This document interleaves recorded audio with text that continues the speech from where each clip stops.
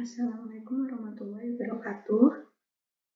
Pada kali ini saya Ayu Delawati, NIM 180311007 dari kelas B akan menyampaikan mengenai telaah saya dari perbandingan pemikiran ekonomi mazhab kapitalis dan sosialis.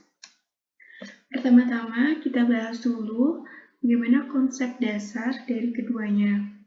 Yang pertama dari mazhab kapitalisme, ini dari aliran klasik. Secara historis memang perkembangan kapitalisme merupakan bagian dari gerakan individualisme, dan pada sistem ekonomi ini terdapat keleluasan bagi perorangan untuk memiliki sumber daya, seperti kompetisi antar individu dalam memenuhi kebutuhan hidup. Hal inilah mengapa nama kapitalisme diambil, karena setiap individu berlomba-lomba untuk mendapatkan kapital atau modal. Selanjutnya mengenai mazhab sosialisme. Sosialisme sendiri merupakan bagian dari doktrin kepemilikan serta kepengawasan publik dalam mencapai sebuah distribusi barang yang dianggap lebih efisien dan adil. Prinsip dari sosialisme sendiri merupakan sistem transformasi ekonomi, sosial, dan kultural di Eropa selama abad 18 hingga 19.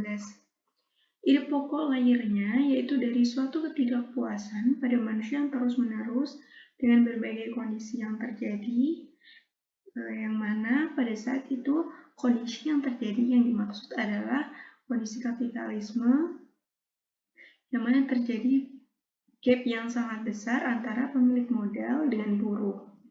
Nah, untuk membuat perbandingan, saya mengelompokkan dalam 3 aspek. Yang pertama filosofi ekonomi, nilai ekonomi, serta instrumentasi kebijakan.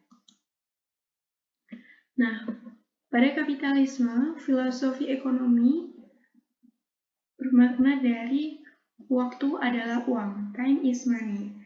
Ini berasal dari pernyataan Benjamin Franklin yang mengatakan bahwa bekerja keras dengan mengakumulasi modal atau usaha sendiri.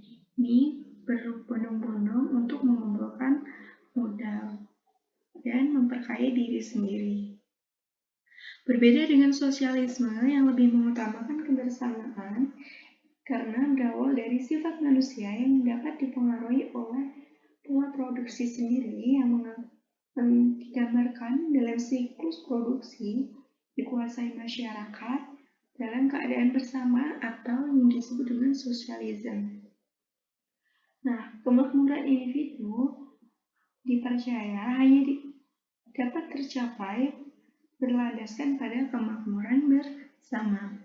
Selanjutnya, atas dasar nilai ekonomi yang akan dicapai. Yang pertama dari kapitalisme, dari Martin Luther mengatakan bahwa dia menyatakan mengenai kepuasan pribadi. Hal ini dikatakan oleh Martin ketika ia menyampaikan kenyataan praktik pengampunan dosa di Gereja Roma, yang mempercayai bahwa manusia menurut kodratnya menjadi akan sangat suram karena dosa-dosanya.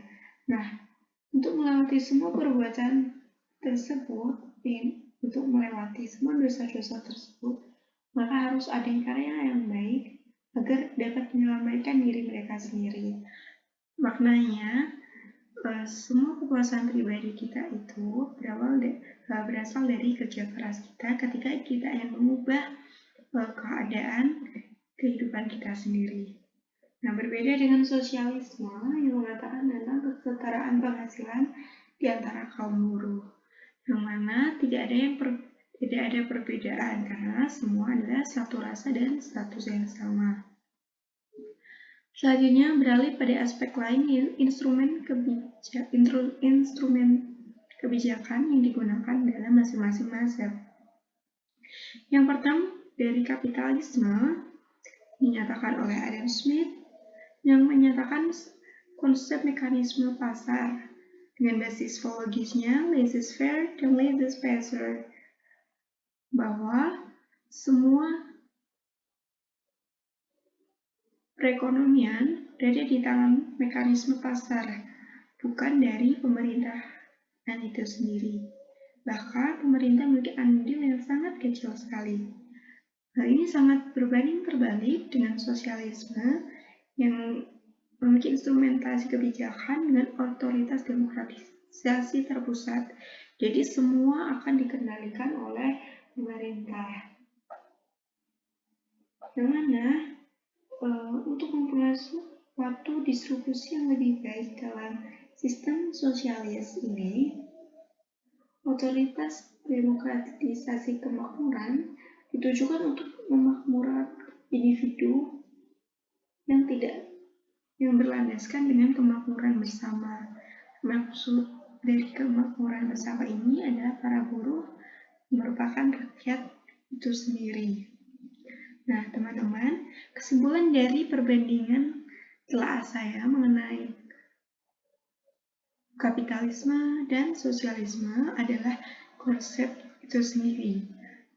Dari konsep ekonomi kapitalis, percaya bahwa ketika sumber daya tersebut langka atau scarcity, maka harus dicapai dengan kerja keras, dan siapa saja yang mendapatkan dengan kekayaan tanpa batas serta menganggap adanya mekanisme pasar.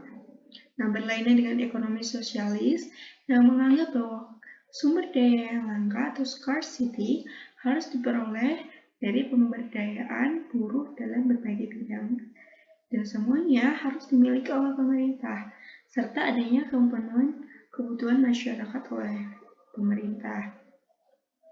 Nah, persamaan dari kapitalisme dan sosialisme sendiri ini adalah kepercayaan akan scarcity. Baik, terima kasih. Itu dari saya. Wassalamualaikum warahmatullahi wabarakatuh.